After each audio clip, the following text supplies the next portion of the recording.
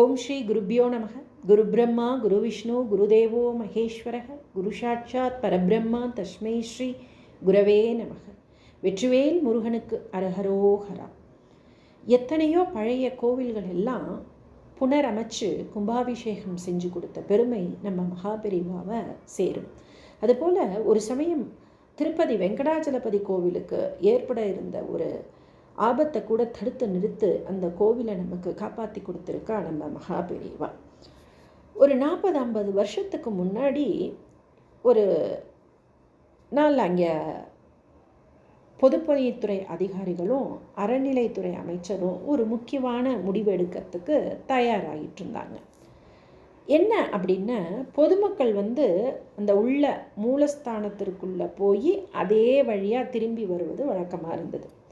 இதை கொஞ்சம் மாற்றி அதற்கு பதிலாக மூலஸ்தானத்திற்குள் பக்கத்தில் உள்ள அந்த அர்த்த மண்டபம் இருக்குது பார்த்தியா, அந்த சுவரெல்லாம் இடிச்சிட்டு மக்கள் வலப்பக்கம் இடப்பக்கம் வழியாக வந்து போனால் அவர்களுக்கு சௌரியமாக இருக்கும், நெரிசலும் குறையும் அப்படின்னு முடிவு செய்து கீழ்மட்ட அளவில் பேசி இதற்காக வெளிநாட்டிலிருந்து 40 லட்சம் செலவில் கோவில் சுவத்தை எடுக்கிறதுக்காக, இந்த கோவில் சுவற்றை எடுக்கிறதுக்காக நவீன இயந்திரத்தை கொண்டு வரலாம் அப்படின்னு முடிவு செய்யப்பட்டது.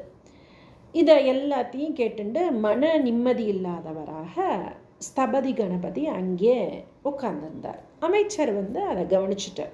நீங்கள் இதை பற்றி ஒன்றுமே சொல்லலையே, உங்களோட கருத்து என்ன அப்படின்னு கேட்டதுக்கு, உங்களுக்கு இதில் சம்மதம் தானே என்று கேட்டார். உடனே அவர், என்னோட கருத்தை இங்கே கூறலாமா அப்படின்னு கேட்டோன்னே, அதுக்கு என்ன, தாராளமாக சொல்லுங்கள் அப்படின்னோடனே ஸ்தபதி சொல்ல ஆரம்பித்தார். எத்தனையோ வருஷங்களுக்கு முன்பு ஆகம விதிமுறைப்படி வல்லுநர்களை கொண்டு உருவாக்கப்பட்ட கோவில் மூலஸ்தானத்திற்கு அடுத்தபடியாக உள்ள இந்த அர்த்த மண்டபம் மிகவும் பவித்திரமானது. அதை இடித்து இருபுறமும் வழி செய்வது அவ்வளவு உசித்தமானது அல்ல. அப்படி செஞ்சிங்கன்னா இங்கே குடிக்கொண்டிருக்கும் பகவானின் சாநித்தியம் போயிடும், அந்த சக்தி போயிடும், அந்த புனிதத்தன்மை போயிடும். அதனால் இந்த வேலையை செய்கிறத இப்படியே நிறுத்திக்கங்க, வேண்டாம், இந்த வேலை செய்ய வேண்டாம், அந்த கோவில் சுவரெல்லாம் இடிக்க வேண்டாம் அப்படின்னானே. அதுக்கு யாரும் இங்கே ஒத்துக்கலை. அனைவரும் என்ன பண்ணாங்கன்னா, அந்த கோவில் சுவரை இடிக்கிறதுல தான் இருந்தது. அதனால் தீர்மானமும் செஞ்சு அவரையும் ஒரு வழியாக ஒரு கன்வின்ஸ் பண்ணி அவரை ஃபோர்ஸபிளி அந்த டாக்குமெண்ட்டில், அந்த ஒப்பந்தத்தில் கையெழுத்து வச்சு போட சொல்லி வற்புறுத்திட்டாங்க. அவரும் வேறு வழி இல்லாமல் போட்டுட்டு ஒரு கனத்த மனசோடு அப்படியே கிளம்பினார். என்ன செய்யறது, இப்படி பண்ணிட்டோமே அப்படின்னு, இதை எப்படியாவது நிறுத்தணும் அப்படின்னு குழம்பிய நிலையில் என்ன பண்ணலாம் அப்படின்னு யோசிச்சுட்டு இருந்தார். அப்போ அவருக்கு காஞ்சி மகாபெரிவார் தான் இதற்கு ஒரே தீர்வு அப்படின்னு சொல்லி, அந்த சமயம் ஆந்திராவில் நம்ம மகாபெரிவா முகாமிட்டு இருந்தார். உடனே அங்கே கணபதி ஸ்தபதி கார்வேட் அப்படிங்கிற இடத்துக்கு, அந்த கார்வேட்டி நகரத்துக்கு போனார். அங்கே ஒரு கொளக்கரைக்கு பக்கத்தில் பரணசாலையில் அமைத்து தங்கியிருந்தார் நம்ம மகாபெரிவா. விடாப்படியாக மனதில் தோன்றிய ஒரே குறிக்கோளுடன் ஸ்தபதி மகானின் இந்த இருப்பிடத்தை நோக்கி போகும்போது காலம்பர ஆயிடுது. ஆகாரம் இல்லாமல் மனதில் அப்படியே ஒரே சுமையோட மகானின் அந்த மகாபெரிவாவோட முன்னாடி போய் நின்றவளுக்கு கண்ணிலேருந்து தார தாரையாக கண்ணீர் தான் வருது, வார்த்தையே வரமாட்டேங்கிறது, துக்கம் அடைச்சுன்னு நிற்கிறது. என்னடா பண்ணலாம் அப்படின்னோன்னு கொஞ்ச நேரம் அவரை சமாதானம் பண்ணிட்டு அப்புறம் பெரியவாக்கிட்ட சொல்ல ஆரம்பித்தார். திருப்பதியில் எந்த மாறுதல் செஞ்சாலும் பெரியவாக்கிட்ட கேட்டுட்டு தான் செய்வாங்க. ஆனால் இந்த தடவை மாத்திரம் இந்த விஷயத்தை பெரியவாக்கிட்ட கேட்டு அபிப்பிராயம் கேட்காம தகவலை மட்டும்தான் சொல்ல போகிறாங்க. அதனால் பெரியவா அபிப்பிராயம் சொல்லாமல் இதை தடுத்து நிறுத்த ஏதாவது வழி சொல்லணும் அப்படின்னு ஸ்தபதி கேட்டுட்டார் பெரியவாக்கிட்ட. அந்த சமயம் மகானோட வாயிலிருந்து மணியாக சில வார்த்தைகள் வந்தன. உன் மனசு பிரகாரம் எல்லாம் நடக்கும், கவலைப்படாதே என்று கூறி ஸ்தபதியை அவர் பிரசாதம் கொடுத்து அனுப்பிச்சி வச்சார்.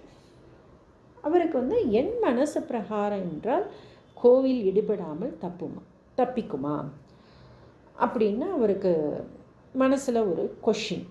ஒரே டயர்டாக அந்த இடத்துலேருந்து கிளம்பினதுனால நல்ல அசதி வேறு. காலையில் சாப்பிட்ட ஆகாரமும் அவரை வந்து அந்த களைப்பில் தூங்க வச்சுருது. தூங்கி போயிட்டார். ஆனால் டக்குன்னு யாரோ அவரை எழுப்பி விட்ட மாதிரி ஒரு உணர்வு. டக்குன்னு எந்திரிச்சவர் வேகமாக, மனதில் ஒரு வேகமாக, அந்த மனதோட வேகம் நடையில் தெரிஞ்சது. நேராக என்ன பண்ணார் அப்படின்னா, பிரைம் மினிஸ்டர் முதலமைச்சரோட வீட்டை நோக்கி நடந்தார். அப்போ வந்து பிரம்மானந்த ரெட்டி அப்படிங்கிறவர் தான் சீஃப் மினிஸ்டராக இருந்தார். ஸ்தபதி வந்து சீஃப் மினிஸ்டரோட வீட்டை அடைஞ்சோன்னே அது ஒரு காலை நேரம், விடியற் காலை நேரம். விடிஞ்சது விடியாமல் வந்தவரை நம்ம கேட் கீப்பர் வந்து, கேட் செக்யூரிட்டி இருப்பார் இல்லையா, அவர் வந்து அடையாளம் தெரிஞ்சுட்டு, என்ன இவ்வளோ காலம்பரையாக வந்திருக்கீங்க அப்படின்னு கேட்டார். ஸ்தபதியை வந்து கொஞ்சம் எல்லாருக்குமே நல்லா, அதுவும் திருப்பதி கோவில் ஸ்தபதி அப்படின்னா எல்லாருக்குமே நல்லா தெரியும். உடனே அந்த கேட் கீப்பர் வந்து, என்ன அப்பாயின்மெண்ட் இருக்கா சாருக்கிட்ட அப்படின்னு கேட்டோன்னே, இல்லை அப்படின்னாரு. இப்போ அப்பாயின்மெண்ட் இல்லாமல் பார்க்க முடியாது, அதுவும் இவ்வளோ காலம்பரை நேரம் வந்திருக்கீங்களே நீங்கள் அப்படின்னு அவருக்கு கேட்டுகிட்டே இருக்கும்போது, அந்த கேட் கீப்பருக்கு என்னென்னா, அப்பாயின்மெண்ட் இல்லாமல் உள்ளேயும் விட முடியாது, அவரை போங்கோ அப்படின்னு சொல்ல முடியாது, ஏன்னா நல்லா தெரிஞ்சவராச்சே. அப்படிங்கிறதுனால அவர் ஒரு ஐடியா கொடுத்தார். என்னென்னா, நீங்கள் வந்து இப்படியே கீழே இருங்கோ, எப்படியும் மேலேருந்து அவர் காஃபி குடிக்கிறதுக்காக இறங்கி வருவார், அப்போ உங்களை பார்த்து உங்கள்கிட்ட பேசினா நீங்கள் பேசிகிட்டே உள்ளே போயிடலாம் அப்படின்னோடனே சரின்னு சொல்லிவிட்டு அவரும் இங்கே வெயிட் பண்ணிகிட்டே இருந்தார். அதே மாதிரி சொன்ன மாதிரியே ஒரு 4:30க்கு இவர் எழுந்து காஃபி சாப்பிட்றதுக்காக கீழே வந்தவர் இவரை பார்த்துட்டார். பார்த்தோன்னே இங்கே வாசலில் ஸ்தபதியை பார்த்தாரு.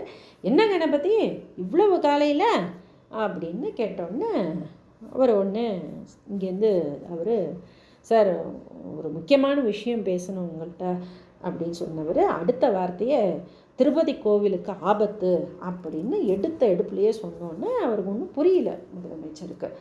உடனே அப்படியே ஒரு நிமிஷம் ஸ்டன் ஆகிட்டு அவரோட தோள் மேலே கையை போட்டு உள்ளே கூட்டிகிட்டு போய் என்ன அப்படின்னு கேட்டோன்னே ஸ்தபதி வந்து எல்லாத்தையும் சொன்னார். நடந்தது எல்லாத்தையும் சொன்ன உடனே அவரோட முகத்தில் கோபம் கொத்தளிச்சிருது.